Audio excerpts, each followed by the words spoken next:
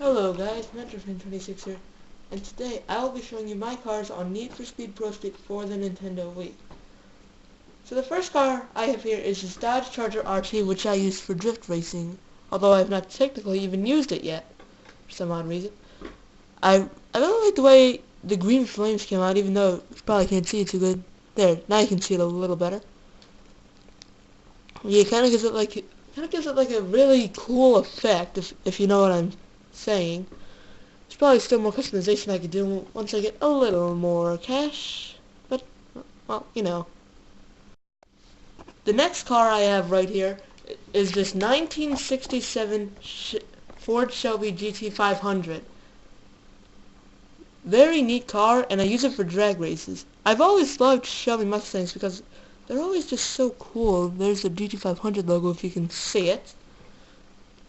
Kind of make it look like an unofficial drag car with the Shelby logo on the back. So yeah.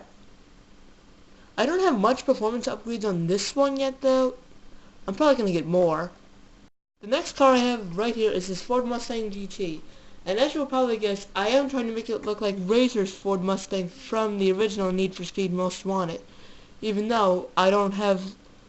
The game does not provide the right body kit that you're supposed to use for his Mustang. Although it is provided for you in the original Most Wanted and in Carbon as well. I use this thing for drift races and it's decent. It is a pretty decent car, I'm not gonna lie, and it looks awesome. It just looks boss. So the next car I have right here is the Chevrolet Chevelle. I have two blueprints for this one, and I will show you them both. This is blueprint number 1. I made it just gold with black because, well, my dad had one of these and I wanted to make a replica of it. And this thing will eat the pavement alive! I use it for speed challenges and this thing is an absolute beast. So this is the Chevelle's second blueprint. The normal Chevelle is fast, but with this body kit and this spoiler, this one is a monster! I also use, like I said, I use it for speed challenges, and this thing can reach speeds of 220 miles per hour. Although, let me tell you, this thing is so hard to control. I mean so hard. And I really like the way this white with the black stripes came out. It looks really cool. I mean, I didn't put the black stripes there, it just comes with the normal Chevelle that you buy. The next car I have right here is this BMW M3 E46 GTR. I have 3 blueprints, and I will show you all 3 of them. And as you all are guessing, this one is the BMW M3 GTR from the original Need for Speed Most Wanted. I know you guys all love it, and so do I. Many people have made it with this game, but I went a step further, and I'll show you what I mean by that in a minute. It's got broad racing seats and 8-point roll cage, and this thing has brute power. I got this thing to like top speed of 228 miles per hour. Yeah.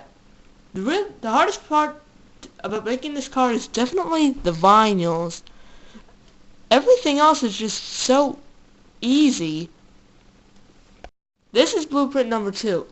And then the first one, I did say BMW M3 E46 GTR, although the game considers it really an E46. I made them all have the same body and the same body kit and spoiler as the GTR. The only difference between the 3 is the paint job. They all have the same performance too.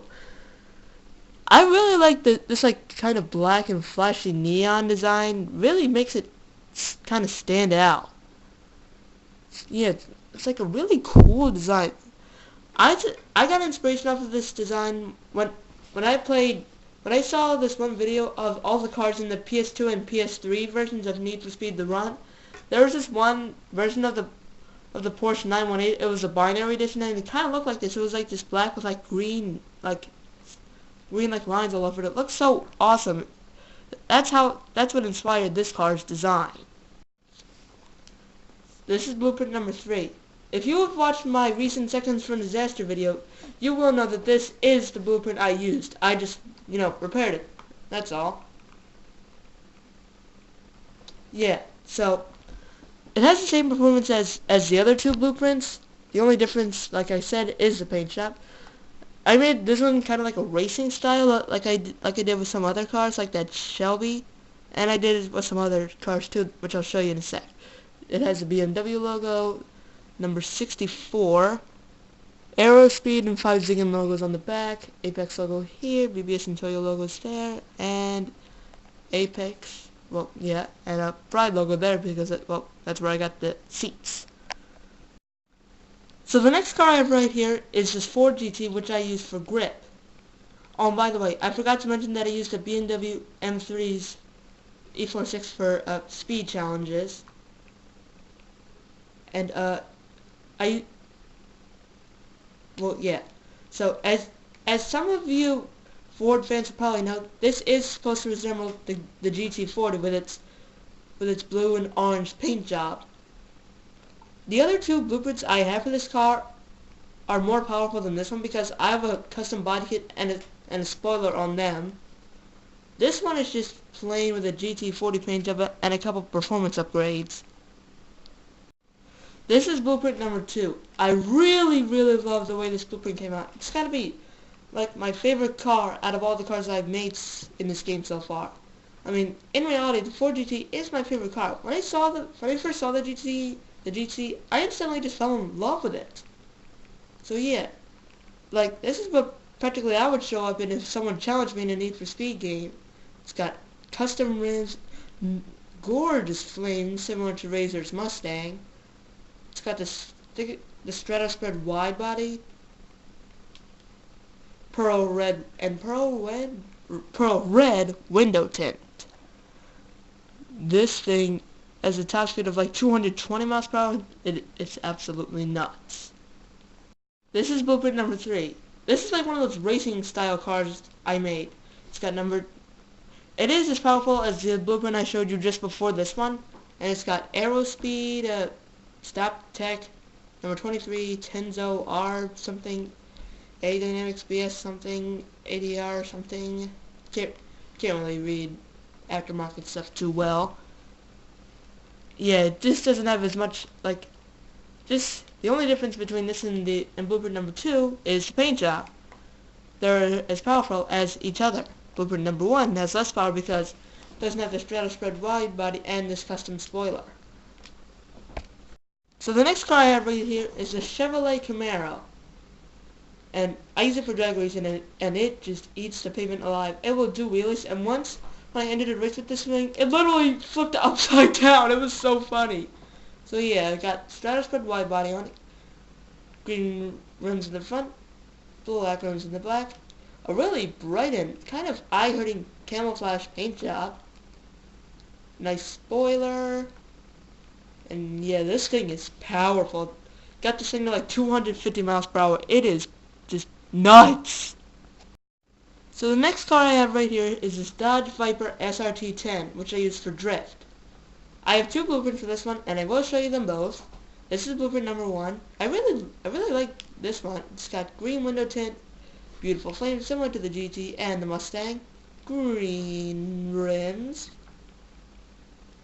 and I think it's got the Strataspread wide body. Yeah, the Strataspread wide body and a nice spoiler.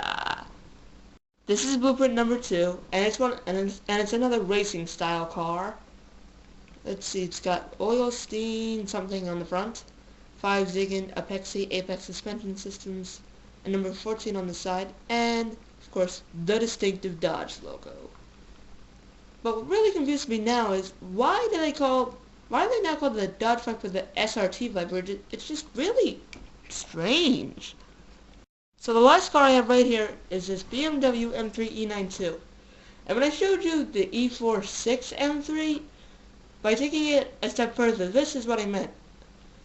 When I saw that All Cars video of Need for Speed The Run, I saw that if you either pre-ordered it or downloaded the Heroes and Villains DLC pack, you would get a BMW M3 GTS with the original M3 GTR's paint job. That's what inspired me to do this car.